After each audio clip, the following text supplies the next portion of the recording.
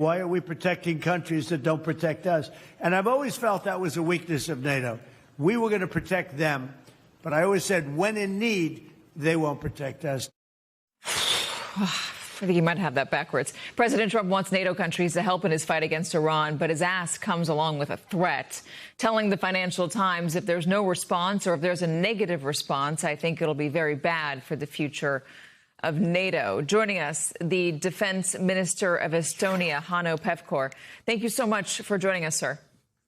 Thank you very much for having me. What is the reaction to Donald Trump's threat to NATO that if you don't help, it'll be bad for the alliance?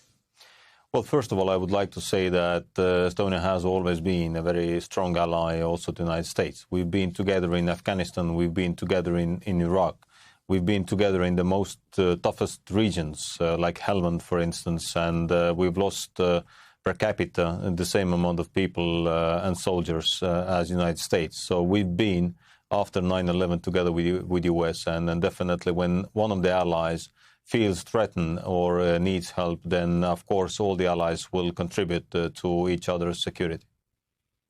Donald Trump is demanding that now the United States needs help, specifically in reopening the Strait of Hormuz. Should NATO help? Well, Strait of Hormuz is definitely an issue for all of us. It's not only the question of the United States and the farmers of the United States, which we clearly understand are affected by this.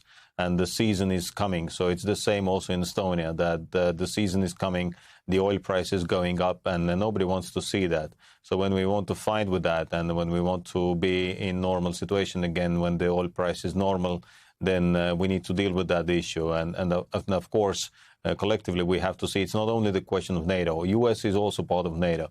When NATO decides to collectively that we will act as NATO, this is one thing, but when allies will decide also together, then this is another option. So let's see what will be the clear ask from the President of the United States or from the U.S. administration, and then we can make decisions. But definitely, we are all interested of that the Strait of Hormuz will be free for trade. Some of the bigger countries within the alliance, the UK, Germany, et cetera, have said they have nothing to do with this. This is not something that they want to get involved with. Donald Trump didn't consult them first. He's made it clear that he doesn't need the alliance and that this is a defensive alliance, not an offensive alliance. They see this as an offensive that the United States decided to undertake without consulting NATO. Given that, I know you just said that the oil price affects everybody, obviously does, fertilizer as well, which could lead to a food crisis.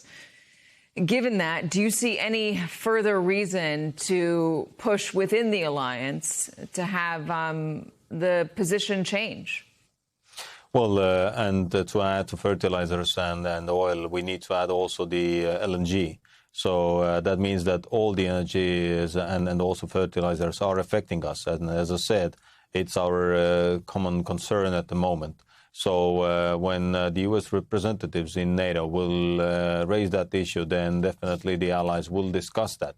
But nevertheless, we need to understand that also the cause of that at the moment is Iran. And Iran is keeping the Strait of Hormuz closed. So, of course, we need to find what is the best option, how to react to that, and how to keep the Strait of Hormuz free. It's not just one question, one answer topic. We need to deal with that comprehensively. Are you concerned about how this is affecting Russia because the strait is closed? The president has lifted sanctions on Russian oil, which thereby gives Russia more money to wage its war in Ukraine. Does that make you worried about your country? Absolutely. And this has been also here in Washington one of my messages, that actually the one who is benefiting from this situation is actually Russia. They will have a lot of extra oxygen in their budget.